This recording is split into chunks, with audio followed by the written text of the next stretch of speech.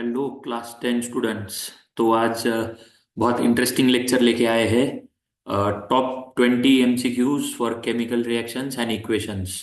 तो आपके board exam के लिए एक एमसीक्यूज की सीरीज स्टार्ट कर रहा हूँ। और बहुत इंटरेस्टिंग, हमने 15 to 20 क्वेश्चंस हर चैप्टर से निकाले हैं। They are the most important and the most expected questions. और हमने हर चैप्टर पे निकाले हैं केमिकल रिएक्शंस एंड इक्वेशंस। आज फर्स्ट चैप्टर स्टार्ट कर रहे हैं। ठीक है। तो आपके बोर्ड एग्जाम के लिए जो है ये बहुत इंपॉर्टेंट होने वाला है। बहुत इंपॉर्टेंट क्वेश्चंस, इसको स्टडी जरूर कर लेना। नोटबुक लेके बैठना और try to answer on your own first, and then later on check with the solution जो मैं आपको बता रहा हूँ। ठीक है। तो उस तरीके से आप स्टडी करोगे तो आपको एमसीक्यूज का सारा जो भी प्रॉब्लम है वो सॉल्व हो जाएगा। हर एक चैप्टर के सॉर्टेड, मैंने जैसे प्रीवियस ईयर क्वेश्चन में से जो एक्सपेक्टेड क्वेश्चन मुझे लग रहे हैं वो क्वेश्चन हमने इसमें ऐड किए हुए हैं। और साथ ही साथ कंसेप्ट भी बहुत अच्छे तरीके से हम यहाँ पे क्लियर करेंगे। और आपको फिर काफी मजा आएगा लेक्चर में। चलो, so let's start with the first question quickly. तो अभी ये थोड़ा बड़ा क्वेश्चन है, आई मीन थियोरेटिकली, तो इसको थोड़ा सा जूम कर लेता हूँ यहाँ पे। ठीक है, ताकि आप पढ़ सको इसको क्विकली। चलो फर्स्ट क्वेश्चन से स्टार्ट करते हैं। What is the question now? In the experimental setup given below, it is observed that on passing the gas produced in the reaction in solution X, the solution X first turns milky and then colorless। तो देखो ध्यान से, solution X जो है वो milky turn होता है। तो आपको तो पता है, बहुत इंटरेस्टिंग। क्या पता है आपको कि lime water turns milky? Lime water turns milky कब? When when carbon dioxide gas is pass through it, बराबर। When CO2 gas pass through it, ये तो आपको पता है। ठीक है। तो बेसिक पहले थोड़ी सी इंफॉर्मेशन हमारे दिमाग में हमने ले लेनी चाहिए एमसीक्यू सॉल्व करते वक्त। ठीक है। केमिकल रिएक्शन के एमसीक्यूज कुछ बच्चों को बहुत हार्ड इसलिए लगते हैं क्योंकि एक तो रिएक्शंस होते हैं, बहुत सारे रिएक्शन के टाइप से उसमें एंडोथर्मिक एक्सोथर्मिक कौन सी है, और फिर ऑक्सीडेशन कैसे हो रहा है, रिडक्शन कैसे हो रहा है, ऑक्सीडाइजिंग एजेंट कौन सा है। तो इस चीजों की वजह से थोड़ा सा डर लगता है। XYZ ऐसी मिसिंग चीजें उसमें होती है, इस वजह से भी शायद डर लगता है। लेकिन वो सब आज मैंने सारे क्वेश्चंस वैसे कवर किए हैं, और उससे तुमको परफेक्शन आ जाएगा इस वाले चैप्टर में। डन। देखो, एक सॉल्यूशन से पास किया और वो मिल्की हुआ है, ये तो आपको पता है कि लाइम वाटर होगा, तभी तो वो मिल्की हुआ है। तो एक्स जो है वो क्या है? लाइम वाटर है। ये तो हम समझ गए। देखो, ऑप्शंस पढ़ने के पहले हमारा जो स्टडी ये होना चाहिए कि हमने क्वेश्चन पढ़ के उसका इंटरप्रिटेशन करना चाहिए। इंटरप्रिटेशन बहुत जरूरी चीज है। तो लाइम वाटर जो है वो मिल्की होता है, यानी एक्स जो है वो लाइम वाटर है। लाइम वाटर माने CaOH ट्वाइस, है ना, कैल्शियम हाइड्रोक्साइड। ओके, यहाँ पे दिया भी है। इट इज ऑब्जर्व दैट कि एक्स जो है, आपका एक्स जो है इज एक्वियस कैल्शियम हाइड्रोक्साइड। ये एक्वियस सॉल्यूशन होता है कैल्शियम हाइड्रोक्साइड का, यानी ये CaOH ट्वाइस है। ठीक है। मिल्की होने के बाद आगे दिया है एंड देन कलरलेस, और उसके बाद कलरलेस हो रहा है। उसके बाद कलरलेस भी हो रहा है। क्यों?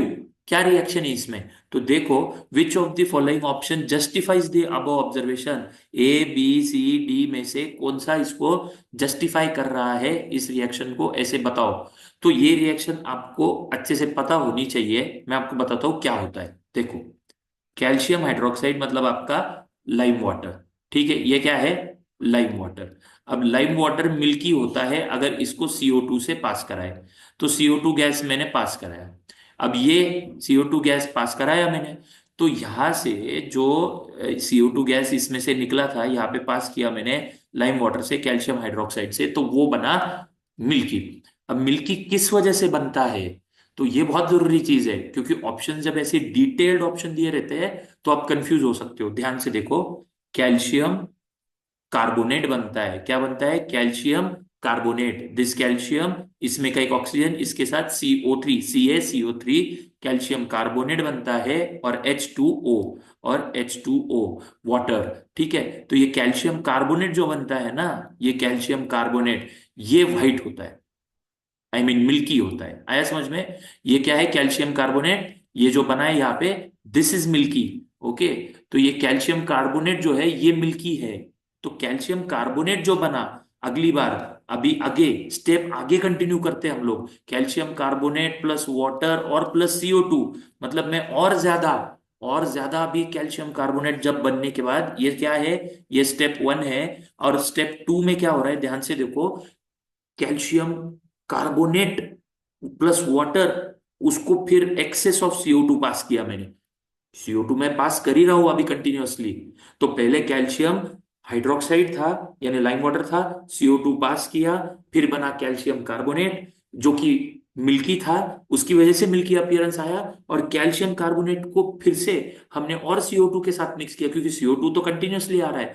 तो एक्सेस ऑफ CO2, किस वजह से, एक्सेस ऑफ CO2, आपके एनसीईआरटी में बहुत बढ़िया लाइन दी है। एक्सेस ऑफ CO2 अगर आप पास करोगे, अब इससे ये वाला जो है ये एक्सेस ऑफ CO2 आप पास करोगे कैल्शियम कार्बोनेट से जो इधर बना था, तो फिर बन जाता है calcium hydrogen carbonate. Calcium hydrogen carbonate, CaHCO3। आया समझ में, CaHCO3। ठीक है, जो भी है बैलेंस वगैरह कर लेंगे बाद में, उसकी अभी जरूरत नहीं है। तो कैल्शियम हाइड्रोजन कार्बोनेट बन जाता है, जिसकी वजह से वो फिर से कलरलेस हो जाता है, फिर से कलरलेस हो जाता है, क्लियर हो जाता है फिर से कैल्शियम हाइड्रोजन कार्बोनेट की वजह से, एक्सेस ऑफ CO2 पास करने से। क्या ये रिएक्शन समझ में आई? ठीक है, नोट डाउन द रिएक्शन, मतलब थोड़ा सा आपको इजी लगेगा। और स्टेटमेंट्स में अभी पढ़ लेते हैं कि कौन सी स्टेटमेंट ज्यादा अच्छे तरीके से जस्टिफाई करती है।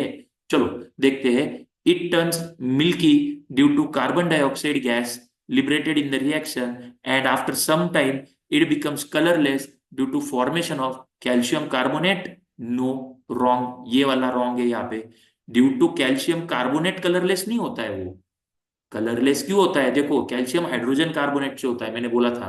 तो ये वाला ऑप्शन जो है रॉन्ग है। अब आगे देखो, आगे देखो ध्यान से। It turns milky due to formation of calcium carbonate. True, true, calcium carbonate की वजह से मिल्की हुआ। और फिर से on passing excess of carbon dioxide pass किया, तो it becomes colourless due to formation of calcium hydrogen carbonate. हाँ, कैल्शियम हाइड्रोजन कार्बोनेट से वो कलरलेस हो जाता है, जो सोल्यूबल होता है पानी में, तो कलरलेस हो जाएगा बाद में। करेक्ट, तो बी जो है वो ज्यादा परफेक्टली जा रहा है। फिर भी हम आगे के ऑप्शन को चेक कर लेते हैं। It turns milky due to passing of CO2। Okay, it turns colourless further passing of carbon dioxide. Sodium hydrogen carbonate is formed in which is soluble in water. Okay, ये भी correct है, लेकिन ये ज्यादा correct है क्योंकि यहाँ पे कैल्शियम कार्बोनेट दिया है। मिल्की क्यों हो रहा है, मिल्की हो रहा है क्योंकि कैल्शियम कार्बोनेट बन रहा है ना। तो ये ज्यादा करेक्ट है। ठीक है, सो सी भी नहीं आएगा, बी ज्यादा करेक्ट है, कैल्शियम कार्बोनेट से मिल्की हुआ। हाँ, क्या, और डी वाला रॉन्ग है। देखो, carbon dioxide liberated during the reaction turns lime water milky due to formation of calcium hydrogen carbonate. No, wrong, ये वाला रॉन्ग है यहाँ पे। कैल्शियम हाइड्रोजन कार्बोनेट की वजह से थोड़े ना मिल्की हो रहा है, कैल्शियम कार्बोनेट की वजह से मिल्की हो रहा है, right. So B is the correct option. Understood now? मैंने रिएक्शन नीचे दी है, ध्यान से स्टडी कर लेना।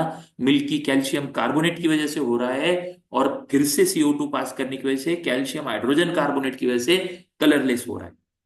आई होप आपको ये बहुत अच्छे से समझ में आया होगा।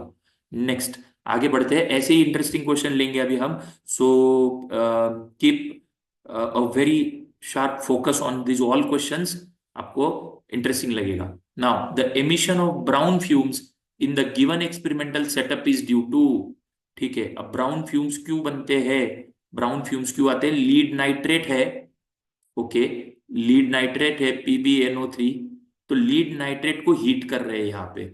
लीड नाइट्रेट को हीट करने की वजह से जो ब्राउन फ्यूम्स आए, ब्राउन फ्यूम्स किस चीज के आते हैं, ब्राउन फ्यूम्स आते हैं नाइट्रोजन डाइऑक्साइड के। नाइट्रोजन डाइऑक्साइड जो होता है वो ब्राउन फ्यूम्स का होता है। ठीक है, वो ब्राउन फ्यूम्स देता है। तो ये तो पक्का है कि भाई NO2 रिलीज होगा। तो आप अभी ऑप्शन के साथ भी जा सकते हो, लेकिन आप इसको हीट दे रहे हो PbNO3 को, तो इसका मतलब होगा क्या, वो भी तो आप जानना चाहिए आपने। तो PbNO3, when it is heated, you are not heating with oxygen, you are directly heating it, right. So यहाँ पे तो डिकम्पोजिशन होगा, क्योंकि इसमें से NO2 टूटेगा। ओके, NO2 टूटा, और फिर एक ऑक्सीजन बचा, मतलब लीड ऑक्साइड भी बचा। ठीक है, जो भी होगा वो PbO2 वट एवर इट में भी, जो भी होगा, एक लीड ऑक्साइड और नाइट्रोजन डाइऑक्साइड, ऐसे दो इसमें टूट गया, मतलब ये हीट की वजह से। और किसकी वजह से हुआ? हीट की वजह से। आपने हीट दिया है यहाँ पे, तो इसका मतलब ये तो है भाई थर्मल डिकम्पोजिशन, ये तो पक्का है कि ये थर्मल डिकम्पोजिशन है। थर्मल डिकम्पोजिशन है, ये तो पक्का है। तो थर्मल डिकम्पोजिशन है लीड नाइट्रेट का, हाँ लीड नाइट्रेट का। Produces brown fumes of nitrogen dioxide, yes. Thermal decomposition of lead nitrate which produces brown fumes of lead oxide, wrong. Lead oxide थोड़ी है भाई, ब्राउन फ्यूम्स तो नाइट्रोजन डाइऑक्साइड के है, तो second wrong. Oxidation of lead nitrate, wrong, oxidation नहीं हो रहा है, तो ऑक्सीडेशन नहीं हो रहा है तो सी और डी भी रॉन्ग। तो क्या आया? ए, थर्मल डिकम्पोजिशन हुआ लीड नाइट्रेट का और ब्राउन फ्यूम्स मिले नाइट्रोजन डाइऑक्साइड के, NO2 के। That's it, understood. चलो फटाफट आगे बढ़ते हैं। नेक्स्ट क्या दिया है? In order to balance the above chemical equation, values of x Y z are. अच्छा, आप ये वैल्यूज यहाँ पे पुट करके काउंट करके भी कर सकते हो, एक्स के जगह पे आप डाल सकते हो, है ना, एक एक ऑप्शन डाल के। लेकिन इससे अच्छा क्या फायदा है ये करके? चलेगा अगर लास्ट में आपको कंफ्यूज हो ही रहा है तो आप ये डाल के काउंट कर लो। बट ज्यादा बेटर क्या है? ज्यादा बेटर ये है कि आप बैलेंसिंग सीखे हो ना, तो आप बैलेंसिंग सीखे हो तो आप उसको बैलेंस करना ज्यादा अच्छा रहेगा। ठीक है, देखो हम इसको करते हैं बैलेंसिंग। ठीक है, तो अब मैं क्या करता हूँ, ये हटा देता हूँ, जेड हटा दिया, वाई हटा दिया और एक्स हटा दिया। ठीक है, अब हम ट्राई करते हैं इसको बैलेंस करने का। ठीक है, मैंगनीज यहाँ पे एक है, यहाँ पे भी एक है, ऑक्सीजन यहाँ पे दो है, यहाँ पे तो एक यहाँ पे है, तो इसको दो किया जा सकता है। क्योंकि ऑक्सीजन देखो, मैं ब्लैक कलर में जो लगा रहा हूँ वो एक्स्ट्रा लगा रहा हूँ बैलेंसिंग के लिए, ताकि ऑक्सीजन क्या हो जाए, दो हो जाए, क्योंकि यहाँ पे दो ऑक्सीजन है। ओके, और यहाँ पे हाइड्रोजन और क्लोरीन, अभी देखो इस दो ऑक्सीजन की वजह से हाइड्रोजन टू टू जा फोर, हाइड्रोजन कितने हुए, टू टू जा फोर, तो यहाँ पे चार लगाना पड़ेगा। बिल्कुल लगाया। फिर चार हाइड्रोजन होने की वजह से क्लोरीन कितना होता है, 4Cl, तो यहाँ पे लगाना पड़ेगा टू, ताकि टू टू जा फोर हो जाए। तो अभी आपका आंसर क्या आएगा? 4 2 2, टू टू सा four. Just a second, X Y Z कहाँ पे था हमारा? X Y Z. Okay, X Y Z, हमने H2O को, अच्छा यहाँ पे क्लोरीन ऑलरेडी है, यहाँ पे आपको लगाना पड़ेगा 1। ये देखो ये क्लोरीन ऑलरेडी यहाँ पे है। ठीक है, तो यहाँ पे 2 लगाने की जरूरत नहीं है, ये देखो एक ही लगाएंगे इधर, क्योंकि क्लोरीन दो यहाँ पे है, दो यहाँ पे है, चार क्लोरीन यहाँ पे ऑलरेडी हो जाएंगे, ये चार और यहाँ पे चार। समझ में आया? तो 4 2 1, क्या आया? 4 2 1, सो ऑप्शन सी, ये ज्यादा बेटर, मतलब आपको ये मेथड ज्यादा बेटर जाएगी। तो this is the most common method. आया समझ में? आया कि कॉमन मेथड यही है कि आप उसको पहले पूरी तरह अच्छे से बैलेंस करो और फिर वो नंबर उधर ऊपर कंपेयर करो, ये ज्यादा इजी है। ठीक है, आप ऐसे हर एक ऑप्शन वहां पे डालते बैठोगे और काउंटिंग करोगे, हाँ वो लास्ट लास्ट ऑप्शन तो वही रहता है अगर आपको नहीं आया तो, बट देन बेटर ये है कि आप ये मेथड फॉलो करो, राइट। चलो मैं आपको एक बार फिर से दिखा देता हूँ, देखो यहाँ पे तो शायद लैग हुआ था कुछ वीडियो में, एक बार फिर से दिखा देता हूँ। देखो मैंगनीज यहाँ पे 1 है, यहाँ पे भी 1 है, ऑक्सीजन यहाँ पे 2 है, यहाँ पे एक ही ऑक्सीजन है, तो मैं यहाँ पे 2 लगा दूंगा पहले, तो ये वाला मैंने 2 लगा दिया। अब इस ऑक्सीजन को 2 लगाने की वजह से हाइड्रोजन टू टू जा, इससे भी मल्टीप्लाई हुआ ना, तो हाइड्रोजन यहाँ पे टू टू जा 4 हो गया, तो मैं यहाँ पे 4 हाइड्रोजन लगा देता हूँ। फिर ये 4 हाइड्रोजन लगाने की वजह से क्लोरीन यहाँ पे 4 हो गया, फिर क्लोरीन 4 हुआ, तो हमने ये पकड़ा नहीं था, ये दो और ये दो, ऑलरेडी 4 क्लोरीन है, फिर यहाँ पे क्या लगाऊ, यहाँ पे देखो जेड दिया हुआ है, तो जेड की जगह पे क्या लगाओ, कुछ नहीं, 1, क्योंकि ऑलरेडी ये दो और ये दो क्लोरीन 4 होते हैं। आया समझ में? तो इसी वजह से एक्स जो है वो है 4, वाई जो है वो है 2 और जेड जो है वो है 1। 4 2 1, therefore option C, 4 2 1, X Y Z, done. चलो आगे बढ़ते हैं। Next, select the endothermic reaction from the following. Select the endothermic reaction from the following. अभी एंडोथर्मिक माने heat, heat is absorbed, endothermic में हीट एब्जॉर्ब होनी चाहिए। Decomposition of vegetable matter into compost, decomposition हुआ, ब्रेकडाउन हुआ, उसका compost बनेगा। So this is exothermic, ये एंडोथर्मिक नहीं है, ये एक्सोथर्मिक है। Decomposition of calcium carbonate to form quick lime, calcium carbonate को डिकम्पोज किया हमने और क्विक लाइम बना, CaO क्विक लाइम होता है and carbon dioxide gas release करता है। ये आंसर है इसका। समझ में आया? आप समझ रहे हो इसको कैसे? हमने सीखा है ये एनसीईआरटी में कि कैल्शियम कार्बोनेट देखो रिएक्शन ये रिलीज करेगा काफी amount of heat. Quicklime, quicklime का मतलब CaO। तो CaO प्लस CO2 जब रिलीज होगा, ये होगा हमारा डिकम्पोजिशन, थर्मल रिलीज करेगा, हीट हीट रिलीज करेगा, सॉरी हीट गेन करेगा। ठीक है, क्योंकि ये डिकम्पोजिशन किया थर्मल डिकम्पोजिशन का। ठीक है, तो थर्मल डिकम्पोजिशन फॉर्म का ही है, तो इसने थर्मल डिकम्पोजिशन के लिए हीट की वजह से ब्रेक डाउन करके क्विकलाइम और कार्बन डाइऑक्साइड लाया है। ठीक है, burning of candle exothermic, heat release करेगा, सो दिस इज एक्सोथर्मिक, ये आंसर नहीं आएगा। Process of respiration, heat release होती है, रेस्पिरेशन इज एक्सोथर्मिक, ये एक गिव रीजन भी था, है ना? तो वो एक्सोथर्मिक है, एक्सोथर्मिक है, ये एक्सोथर्मिक है, so which is endothermic? B is endothermic. आया समझ में? चलो रिएक्शन भी दी मैंने वहां पे। Next, sodium reacts with water to form sodium hydroxide. Okay, sodium reacts with water to form sodium hydroxide and hydrogen gas. अब हाइड्रोजन गैस तो रिलीज हो रहा है, अब इसमें से बैलेंस्ड इक्वेशन कौन सा है? सेम ऊपर जैसे किया वैसे ही करेंगे, क्योंकि हमको बैलेंसिंग ज्यादा ठीक रहेगा, वही मेथड कि हम बैलेंसिंग करेंगे तो ज्यादा अच्छा रहेगा। Sodium reacts with water to give sodium hydroxide NaOH plus hydrogen gas. इसको बैलेंस करने का सही तरीका कैसे? देखो सोडियम तो एक एक ही है, ठीक है, यहाँ पे भले ही हाइड्रोजन दो है, देखो ऑक्सीजन। अब आपको कंफ्यूजन लग रहा है सपोज, तो आप यहाँ पे क्या कर सकते हो कि आप यहाँ के नंबर्स चेक करके, यहाँ के नंबर चेक करके आप काउंटिंग कर सकते हो। ठीक है, आप काउंटिंग कर सकते हो, देखो सोडियम दो है, यहाँ पे एक ही है, तो ये रॉन्ग आएगा ऐसा।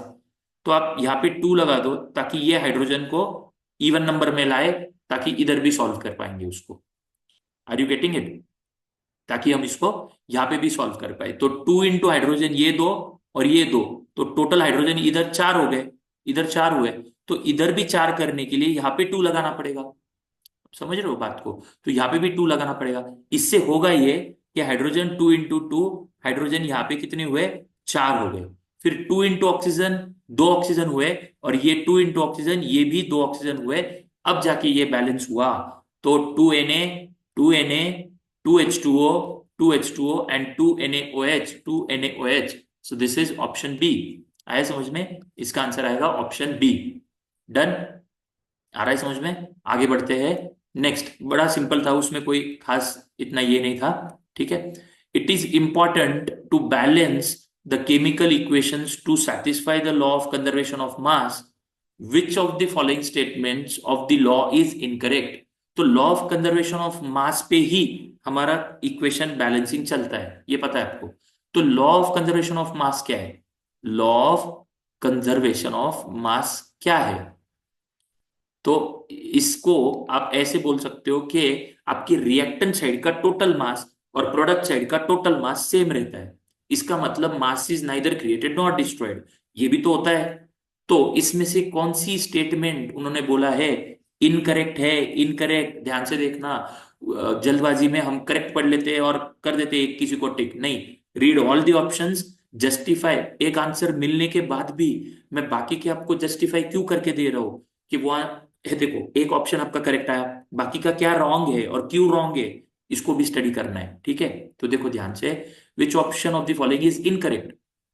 लॉ तो हमने समझ लिया, the total mass of the elements present in the reactants is equal to the total mass of the elements present in the products. True, ये ट्रू है भाई, है ना? रिएक्टेंट साइड का मास और प्रोडक्ट साइड का सेम रहता है। The number of atoms of each element remains the same before and after chemical reaction, ये भी ट्रू है। नंबर ऑफ एटम्स भी तो ट्रू रहते हैं ना, LHS साइड के टोटल एटम्स और RHS के, वही तो बैलेंस करते हैं अपन। Okay, the chemical composition of the reactants is same before and after the reaction, this is false. Chemical composition बदलता है ना भाई, रिएक्शन होगा तो केमिकल कॉम्पोजिशन बदलेगा ही। So this is incorrect statement. Fourth वाला देख लेते हैं, mass can neither be created nor it can be destroyed in a chemical reaction, ये अभी बताया मैंने, लॉ में तो वही होता है। So this is also true, so which is false? Which is incorrect. Third one, कैसे? The chemical composition of the reactant is same before and after reaction. नहीं, केमिकल कंपोजिशन बदलता है भाई, क्योंकि रिएक्शन होगी, कंपोजिशन में कुछ चेंजेस आ ही जाएंगे। और रिएक्शन होना मतलब ही ओल्ड बॉन्ड्स का ब्रेक होना, नए बॉन्ड्स बनना, तो नई कुछ ना कुछ कंपोजिशन, उस केमिकल का कंपोजिशन चेंज होना ही होना है। ठीक है, वो सेम नहीं रहता है। So this statement is false.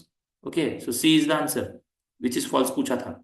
आगे, identify X Y Z in the following reaction. अच्छा, एक तो यहाँ पे state of matter, X Y, Y यहाँ पे देखो, वाई यहाँ पे एरो के ऊपर, तो इसका मतलब क्या होता है, एनसीईआरटी में दिया था, एरो के ऊपर अगर कुछ होता है तो वो कंडीशन होती है। जैसे कि हमको अगर किसी रिएक्टेंट को हीट करना है तो हम यहाँ पे हीट लिख सकते हैं, हमको इलेक्ट्रिसिटी प्रोवाइड करनी तो हम इलेक्ट्रिसिटी प्रोवाइड की ऐसा लिख सकते हैं। तो we are giving the condition. So what is Y? Y is the reaction की condition, right? Okay, O2 Z क्या है? जेड तो O2 गैस है, तो O2 फिजिकल स्टेट बताएगा। ठीक है, एक्स इधर भी है और एक्स इधर भी है, ध्यान से देखना, तो वो फिजिकल स्टेट बताएगा KCl का, बराबर। एक्स या physical state of KCl O3 का बता सकता है, एंड KCl दोनों का, क्योंकि एक्स और एक्स इधर है ना, दोनों तरफ एक्स ही दिया है, तो it is a physical state of KCl O3 and KCl दोनों का। Y is the reaction condition, yes Y इधर लिखा हुआ है यहाँ पे, देखो ये Y, तो it's a reaction condition. And physical state of O2 is Z, option D. आप समझ रहे हो? आया समझ में? आप बोलेंगे सर जेड गैस है क्या? हाँ ठीक है, जेड गैस है, लेकिन ये थोड़ी ना गैस है। KCl इधर भी तो एक्स लगाया है ना, ये थोड़ी ना गैस है KCl, तो ये गलत हो जाएगा। ठीक है, D is the correct answer. Done. चलो आगे बढ़ते हैं। नंबर ऑफ मोल्स वगैरह नहीं होता है वहां पे, वो उस ब्रैकेट में नंबर ऑफ मोल्स नहीं होता, तो आप दूसरे ऑप्शन भी नहीं आएंगे। D is the answer, right. Next, select from the following a decomposition reaction in which source of energy for decomposition is light. Okay, कौन सी लाइट की वजह से डिकम्पोजिशन हुआ है? लाइट के डिकम्पोजिशन को क्या बोलते हैं? क्या सीखा है? Photo decomposition. Decomposition due to light is called as photo decomposition. तो इसमें से कौन सा फोटो डिकम्पोजिशन है? इसके लिए आपके एनसीईआरटी में दो रिएक्शन दी हुई है। एक है आपका सिल्वर क्लोराइड को, सिल्वर क्लोराइड को हम ये प्रोवाइड करते हैं, लाइट प्रोवाइड करते हैं, सनलाइट में रखते हैं एक पेट्री डिश में, ये वाला था, है ना। सिल्वर और क्लोरीन सेपरेट हो जाता है। This was one in your NCERT. दूसरा है आपके एनसीईआरटी में कि आपको सिल्वर ब्रोमाइड को भी वही करते हैं, एक डिश में रखेंगे, वही एक्टिविटी या वही एक्सपेरिमेंट दिया हुआ है कि सनलाइट की वजह से एक सिल्वर और ब्रोमीन ये सेपरेट हो जाता है और वो टर्न हो जाता है ग्रे में। यहाँ पे भी वही होता है, यहाँ पे भी वही होता है, ग्रेइश व्हाइट में टर्न हो जाता है। तो ये येलोइश रहता है, सिल्वर ब्रोमाइड रहता है येलोइश ब्रोमीन की वजह से। और फिर वो सनलाइट की वजह से फोटो डिकम्पोजिशन हो जाता है, इधर ब्रेक डाउन हुआ है, सिल्वर की वजह से ये सिल्वरी ग्रे बन जाता है कलर। सिल्वर और ब्रोमीन डिकम्पोजिशन हुआ है, देखो डिकम्पोजिशन यहाँ पे भी हुआ है, डिकम्पोजिशन यहाँ पे भी हुआ है, यहाँ पे भी हुआ है। मैं बताता हूँ उसमें डिफरेंस क्या है। डिफरेंस ये है कि आप देखो, ये डिकम्पोजिशन हुआ है हीट की वजह से, ठीक है। ये डिकम्पोजिशन हुआ है इलेक्ट्रोलाइसिस, इलेक्ट्रिसिटी की वजह से, क्योंकि पानी को डिकम्पोज किया, इलेक्ट्रोलाइसिस। ओके, कैल्शियम कार्बोनेट ये भी डिकम्पोजिशन हुआ है हीट की वजह से। तो यहाँ पे हम देखेंगे कि सिल्वर ब्रोमाइड जो है ये लाइट की वजह से हुआ है, एनसीईआरटी में दिया हुआ है ना, जो ग्रेइश व्हाइट हो जाता है। तो इंटरेस्टिंग कॉन्सेप्ट आपको रिवाइज करके याद आया होगा, एनसीईआरटी के चैप्टर में दिया हुआ है ये। चलो, सो AGBR को फोटो डिकम्पोजिशन क्या है, ब्लैक एंड व्हाइट फोटोग्राफी वाला पैराग्राफ, उसमें ये भी दिया है कि ब्लैक एंड व्हाइट फोटोग्राफी में यूज होता है। So it is use in black and white photography, black and white photography, उसमें ये यूज होता है सिल्वर ब्रोमाइड की, है ना, पुराने समय में यूज करते थे ब्लैक एंड व्हाइट फोटोग्राफी में। चलो आगे, a student took sodium sulphate solution, sodium sulfate Na2SO4 solution in a test tube, added barium chloride, okay, BaCl2. He observed that insoluble substance has formed. The color and molecular formula of the insoluble substance is, ध्यान से सुनना मेरी बात, sodium sulphate लिया उस बच्चे ने, barium chloride उसमें ऐड किया, इनसोल्यूबल सब्सटेंस बना, इसका मतलब यहाँ पे प्रेसिपिटेट बना होगा। देखो, क्या सोडियम बेरियम से ज्यादा रिएक्टिव है? ऑब्वियसली सोडियम तो काफी ऊपर है ना, तो sodium is more reactive than barium, done. तो फिर सोडियम इसको हटाएगा और इसको हटा के उसकी पोजीशन लेगा, बेरियम यहां पे चला जाएगा। तो क्या होगा, डबल डिस्प्लेसमेंट, तो ये सोडियम क्लोराइड बन जाएगा। ठीक है, सोडियम क्लोराइड बन जाएगा और बेरियम यहाँ पे चला गया तो BaSO4 बन जाएगा। तो बेरियम क्लोराइड का बेरियम सल्फेट बन गया और सोडियम सल्फेट का सोडियम क्लोराइड बन गया। exchange of ions exchange of ions to form to form precipitate to form the precipitate is called as what it is called as double displacement. क्या बोलते हैं इसको, डबल डिस्प्लेसमेंट। तो precipitate भी बना है ना, और प्रेसिपिटेट भी बनता है। प्रेसिपिटेट किसके साथ बनता है, इन दोनों में से। तो एक बार आप थोड़ा सा ध्यान से अगर कोई रेफरेंसेस पढ़ोगे या सारे रिएक्शन को ऑब्जर्व करोगे तो मैं आपको एक इंटरेस्टिंग चीज बताता हूं। जो कम रिएक्टिव होता है ना, सोडियम ने बेरियम को डिस्प्लेस किया, सोडियम ने बेरियम को डिस्प्लेस किया, सोडियम ज्यादा रिएक्टिव है। तो जो दूसरा है ना इसके साथ, जो कम रिएक्टिव वाला होता है बेरियम, उसके साथ जो सब्सटेंस बनता है वो प्रेसिपिटेट बनता है। Are you getting it. कम रिएक्टिव वाला देखो, सोडियम के साथ सब्सटेंस बना सोडियम क्लोराइड, वो प्रेसिपिटेट नहीं बनता है। जो कम रिएक्टिव है, देखो इसमें से सोडियम और बेरियम में से, दोनों में से जो कम रिएक्टिव है उसके साथ जो प्रोडक्ट बना है वो होता है प्रेसिपिटेट, जो डिसॉल्व नहीं होता है पानी में, जो इनसोल्युबल होता है। तो बेरियम सल्फेट इज प्रेसिपिटेट, जो कि एक व्हाइट प्रेसिपिटेट होता है। Option C, white precipitate BaSO4 is formed, pink नहीं बनेगा। और यहाँ पे तो फॉर्मूला ही गलत है, Ba2SO4 नहीं, यही ये तो फॉर्मूला ही गलत है भाई। तो ये तो ऑप्शन है ही नहीं, और पिंक प्रेसिपिटेट नहीं बनता है, white precipitate of barium sulphate. इससे भी आप कर सकते हो, मैंने एडिशनल इंफॉर्मेशन दी, आपको आगे काम आएगा कि डबल डिस्प्लेसमेंट के बाद जो कम रिएक्टिव है उसके साथ वाला प्रोडक्ट पीपीटी प्रेसिपिटेट बनाता है। Understood, I hope you are getting this idea clear. चलो आगे बढ़ते हैं। Which of the following statement about the reaction given below are correct. Which of the following about the reaction इसमें से correct है। देख लेते हैं रिएक्शन क्या है। MnO2 HCl के साथ रिएक्ट किया, MnCl2 बना, ठीक है, H2O क्लोरीन गैस। देखते हैं क्या हो रहा है इसमें से।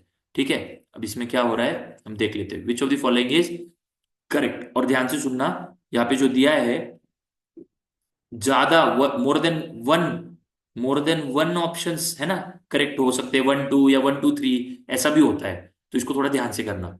देख लेते हैं रिएक्शन को। फर्स्ट वाली स्टेटमेंट क्या है, HCl is oxidise to Cl2। ध्यान से देखो, ऑक्सीडेशन का मतलब क्या, ऑक्सीजन गेन करना। तो हुआ है क्या देख लो। तो HCl को देखा, क्या वो RHS में जाके ऑक्सीडाइज हुआ है क्या टू Cl2। देखो तो HCl is oxidise to Cl2। Oxidation के डेफिनेशन में हम क्या लिखते हैं, ऑक्सीडेशन के डेफिनेशन में हम क्या लिखते हैं, O2 इज गेन्ड या फिर हाइड्रोजन इज लॉस्ट, ऐसे ही लिखते हैं हम लोग। तो क्या इसमें से हुआ है क्या, पहले देख लो, पूरा बारीकी से देख लो। HCl को, यस, HCl Cl2 बना, तो उन्होंने बोला क्या वो ऑक्सीडाइज हुआ है, yes, because hydrogen is lost. HCl में से ये हाइड्रोजन लॉस हुआ तो क्या बना, क्लोरीन गैस बना कि नहीं, यस, वेरी गुड। तो हम बोलेंगे कि ये स्टेटमेंट ट्रू है, ये स्टेटमेंट ट्रू है, क्योंकि ऑक्सीडेशन तो हुआ है भाई, हाइड्रोजन लॉस हुआ है HCl से, तो क्लोरीन बना। Okay, first is true.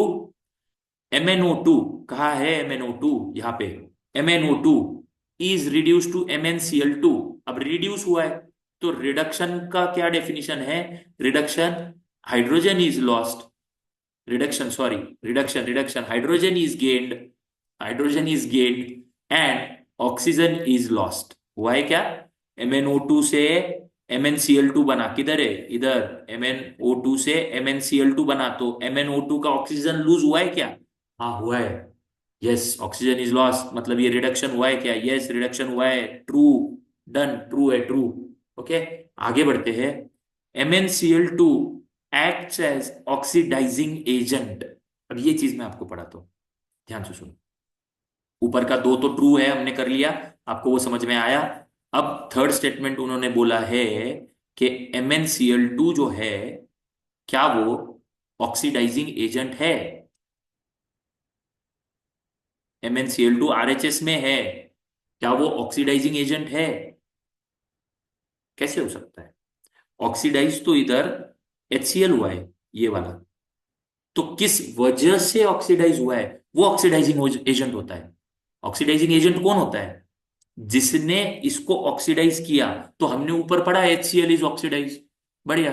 अगर HCl ऑक्सीडाइज हुआ है Cl2 में, HCl ऑक्सीडाइज हुआ है, तो वो किस वजह से हुआ है? इसकी वजह से हुआ है ना। तो ये ऑक्सीडाइजिंग एजेंट हुआ ना MnO2। जिस वजह से ऑक्सीडेशन हुआ है वो ऑक्सीडाइजिंग एजेंट होता है। तो MnO2 ऑक्सीडाइजिंग एजेंट है ना, समझना चाहिए। MnCl2 नहीं। Wrong. So this is wrong, this is false. Done.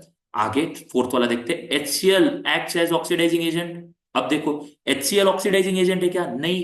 HCl तो रिड्यूसिंग एजेंट है। देखो, इसने MnO2 को रिड्यूस करके ऑक्सीजन लॉस्ट करवाया और MnCl2 बनवाया ना, है ना। ऊपर पढ़ा हमने MnO2 इज रिड्यूस्ड, तो ये ट्रू था। तो ये ट्रू था, MnO2 रिड्यूस हुआ और MnCl2 बना। तो HCl रिड्यूसिंग एजेंट हुआ, ऑक्सीडाइजिंग एजेंट नहीं। So this is also false. तो पहले दो स्टेटमेंट ट्रू है, 1 and 2 only. So option C is the answer. Understood? Properly मैंने एक्सप्लेन किया है। इसी एग्जाम्पल को अच्छे से रिवाइज करो 2 बार, क्योंकि इसमें ऑक्सीडाइजिंग एजेंट, रिड्यूसिंग एजेंट, ये वाली चीजें भी मैंने पढ़ाई है। तो आई होप आपको ये अच्छे से समझा होगा। चलो आगे बढ़ते हैं। In which of the following the identity of initial substance remains unchanged. अब देखो, इनिशियल सब्सटेंस, इसको अगर हम कोई रिएक्शन करते हैं और नया सब्सटेंस बनाते हैं, तो रिएक्शन हो गई, और ये नया सब्सटेंस अगर बनता है, तो इसका मतलब हम बोलते हैं कि केमिकल चेंज हुआ। याद है, 8th स्टैंडर्ड में भी पढ़ा था, 10th में भी पढ़ा था। What is the chemical change? When the new substance is form. Original substance same कब रहता है? फिजिकल चेंज में। तो इन्होंने क्या पूछा है, कौन से इसमें से identity of initial substance remains unchange? इसमें से किधर अनचेंज होता है? कर्डलिंग ऑफ मिल्क में अनचेंज होता है क्या? नहीं भाई, चेंज होता है ना, क्योंकि ये केमिकल चेंज है। ये क्या है? ये केमिकल चेंज है। Formation of crystals by process of crystallisation, ये फिजिकल चेंज है। ठीक है, ये फिजिकल चेंज है। फेर्मेंटेशन ऑफ ग्रेप्स, ग्रेप को फर्मेंट करके वाइन अल्कोहल बनाया जाता है, तो ये केमिकल चेंज है। डाइजेशन ऑफ फूड, ऑब्वियसली आपको पता है इतने सारी रिएक्शन होते हैं, तो ये भी केमिकल चेंज है। तो मेन सब्सटेंस वैसा रहता है क्या? नहीं। किस में वैसा रहता है अनचेंज? क्रिस्टलाइजेशन में, क्योंकि छोटे छोटे लैटिस बनते हैं, क्रिस्टल्स। ओरिजिनल सब्सटेंस का फॉर्मेशन मतलब नए कोई सब्सटेंस में नहीं होता, लैटिस होते हैं छोटे छोटे, वो ओरिजिनल वैसे ही रहता है, because it's a physical change. Rest all are chemical change. तो बी आएगा, उसमें ही अनचेंज रहेगा। डन। चलो आगे बढ़ते हैं फटाफट। Calcium oxide reacts vigorously with water to produce lake line. Okay, calcium oxide को वाटर के साथ रिएक्ट किया, रिगरसली, विगरसली। तो इसमें क्या होगा? वाटर के साथ रिएक्ट करके स्लेक लाइन बनाया इसने। ओके, तो यहाँ पे तो दिया भी है रिएक्शन यहाँ पे। तो कैल्शियम हाइड्रोक्साइड स्लेक लाइन इसने बनाया। ठीक है। This reaction can be classified as, बहुत इजी है ये, दोनों चीजें कंबाइन होके एक प्रोडक्ट मिला है, तो कॉम्बिनेशन तो है सर। ओके, कॉम्बिनेशन है, आगे भी पढ़ लो। एक्सोथर्मिक है क्या, एंडोथर्मिक है क्या, या ऑक्सीडेशन है? अब सोचो क्या है ये हमने ऊपर भी एक रिएक्शन की थी। अब यहाँ पे जब हम इसको रिएक्ट करते हैं वाटर के साथ, तो कैल्शियम हाइड्रोक्साइड जो बनता है, इट रिलीजेस द हीट, या हीट इधर LHS में होती है, हम हीट थोड़ी कर रहे हैं यहाँ पे। ये पानी के साथ जब बहुत ज्यादा मतलब विगरसली रिएक्ट हो जाता है, तो हीट रिलीज करता है। It's a highly exothermic reaction. So A and B is correct.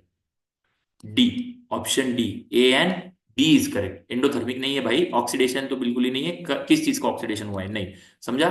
तो ये ए एंड डी, दो ऑप्शन करेक्ट है ना इसमें से। सो डी, ऐसे ऑप्शन होते हैं, इसको ध्यान देना चाहिए, ये क्वेश्चन को, इजी था। आगे, when hydrogen sulphide gas is pass through blue solution of copper sulphate. Okay, copper sulphate से हाइड्रोजन गैस पास किया, कॉपर सल्फेट से black precipitate of copper sulphide बना।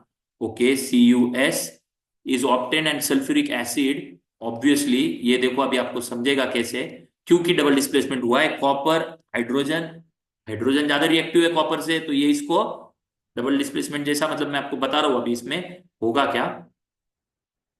पास थ्रू क्या है? When hydrogen sulphide gas, sorry, hydrogen sulphide gas. Okay, तो hydrogen copper से reactive है तो हाइड्रोजन कॉपर को हटाएगा, उसकी जगह लेगा, तो बन जाएगा H2SO4। H2SO4 same. और कॉपर इसकी जगह लेगा, कॉपर सल्फाइड। आप यहाँ पे समझ पा रहे हो डबल डिस्प्लेसमेंट है। मैंने बोला था डबल डिस्प्लेसमेंट में प्रेसिपिटेट कौन सा बनता है, अब भी बताया था, जो कम रिएक्टिव होता है। हाइड्रोजन कॉपर से ज्यादा रिएक्टिव है, तो कम रिएक्टिव कौन है, कॉपर। उसके साथ जो प्रोडक्ट बना है वो बनेगा प्रेसिपिटेट। ये प्रेसिपिटेट इनसोल्यूबल होता है, प्रेसिपिटेट मतलब यस, वही होता है ब्लैक कलर का, वही होता है ब्लैक कलर का प्रेसिपिटेट जो उन्होंने दिया भी है। यहाँ पे देखो, सो इट फॉर्म, कहाँ पे दिया है, अ black precipitate of copper sulphide. ये देखो कॉपर सल्फाइड का ब्लैक प्रेसिपिटेट इज ऑब्टेन। तो ये किस चीज का रिएक्शन का टाइप है, ये कॉम्बिनेशन है क्या, ये नहीं। ये क्या हुआ, double double displacement, exchange of ions, precipitate, double displacement, option D. Understood, yes. चलो आगे बढ़ते। विच of the following correctly represents a balanced chemical equation, वही चीज बैलेंस करने वाली बात है, कर लेते। इधर आयन 3 है, इधर आयन 1 है, ये नहीं आएगा। इधर आयन 3 है, इधर भी 3 है, ओके। हाइड्रोजन 2 into 4, 4 2 8 है यहाँ पे। हाइड्रोजन यहाँ पे 4 2 8 है, ठीक है। और ऑक्सीजन 4 into ऑक्सीजन 4 है, यहाँ पे भी O4 है, तो बी करेक्ट है। Understood, so option be easy है, इसको ज्यादा कुछ आगे दिमाग लगाने की जरूरत नहीं है, देख लो अगर आप चाहो तो। आयन 3, हाइड्रोजन 2, यहाँ पे भी 2, ऑक्सीजन यहाँ पे 1 है, यहाँ पे 4 है, तो ये रॉन्ग है ना, तो आपको समझ रहा है। फिर आयन 3 यहाँ पे 4 2 8, और यहाँ पे सिर्फ 2 हाइड्रोजन, तो ये भी रॉन्ग है। So B is the option, तो आपने वेरीफाई कर ही लिया directly, that is basically very easy. Now Reema took 5 ml of lead nitrate solution in a beaker and added approximately 4 ml of potassium iodide। 4 ml का इधर कोई है ही नहीं कुछ कैलकुलेशन वाली बात, तो आप समझ लो लीड नाइट्रेट इसने लिया PbNO3, और सॉल्यूशन इसमें लीड नाइट्रेट में पोटेशियम आयोडाइड, ठीक है, पोटेशियम आयोडाइड KI। अब यही बात है, देखो ध्यान से, डबल डिस्प्लेसमेंट बहुत बार पढ़ा चुका हूं मैं, और ये आपकी एनसीईआरटी की डबल डिस्प्लेसमेंट वाले टॉपिक में सिखाया हुआ बहुत ही इंपॉर्टेंट रिएक्शन है। Yellow precipitate of lead iodide is formed, याद करो। एनसीईआरटी में जो डबल डिस्प्लेसमेंट रिएक्शन का जो टॉपिक है, उसी में ये सबसे इंपॉर्टेंट दिया हुआ है। आपको ये पढ़ा देता हूं मैं। लीड नाइट्रेट को पोटेशियम आयोडाइड के साथ ट्रीट किया, तो क्या पोटेशियम लीड से ज्यादा रिएक्टिव है? हाँ, वो उसको डिस्प्लेस करेगा, ये इधर चला जाएगा, एक्सचेंज ऑफ आयन होगा, डबल डिस्प्लेसमेंट आपको दिख रहा है। तो PbI2 ये हुआ लीड आयोडाइड, और KNO3 पोटेशियम नाइट्रेट। हम अभी बैलेंस नहीं कर रहे इसको, तो आप बैलेंसिंग पे मत जाओ अभी कि बैलेंसिंग गलत हुआ सर, ये अभी मैं उस पर कुछ नहीं देख रहा हूं, आपको सिर्फ बता रहा हूं। पोटेशियम नाइट्रेट और लीड आयोडाइड बना। पोटेशियम ज्यादा रिएक्टिव है, सबसे ऊपर है, आपको पता है रिएक्टिविटी सीरीज में। तो मुझे बताओ जो मैंने पढ़ाया, क्या पोटेशियम नाइट्रेट प्रेसिपिटेट बनेगा? नहीं, जो कम रिएक्टिव होता है उसका प्रोडक्ट प्रेसिपिटेट बनता है, तो ये बना आपका प्रेसिपिटेट। देखो लीड आयोडाइड का येलो प्रेसिपिटेट बनता है, yellow precipitate of lead iodide is formed, yellow precipitate of lead iodide is formed, B. Understood, simple example आगे लेते हैं। हाँ, ये बड़ा इंटरेस्टिंग एग्जांपल है, और आपके PYQ में से भी है। देखो, लाइमस्टोन हीट किया, एक्स सब्सटेंस मिला, CO2 के साथ ट्रीट किया, and then you got CO2, और ये एक्स जो मिला, इसको हमने क्या किया है, फिर वाटर के साथ ट्रीट किया है, और हमको मिला स्लेक लाइम। तो वाटर के साथ जब हम ट्रीट करेंगे, हमने अभी देखा था कि वाटर के साथ अगर हम ये एक्स जो मिला था लाइमस्टोन को हीट करने के बाद, लाइमस्टोन को हीट करने के बाद, ये हीट कर रहे एरो के ऊपर है, इससे तो आप इजीली समझ जाओगे, इसमें तो कुछ करना नहीं है, ये भी समझ जाओगे कि ये वाला पार्ट जो हुआ है यहाँ पे एक रिएक्शन पहली वाली में, ये वाला, ये तो एंडोथर्मिक हुआ है, ये तो समझ रहे हैं आपको, क्योंकि ऑप्शन में वही पूछा है कि स्टेप 1 और स्टेप 2 में क्या हुआ होगा, तो एंडोथर्मिक तो हुआ है, एंडोथर्मिक तो हुआ है भाई, ठीक है। और यहाँ पे वाटर के साथ ट्रीट करके ये जो विगरसली रिएक्ट हुआ, तो इसने बहुत हीट रिलीज की स्लेक लाइन बनाने में, तो सेकेंड पार्ट में एक्सोथर्मिक भी हुआ है।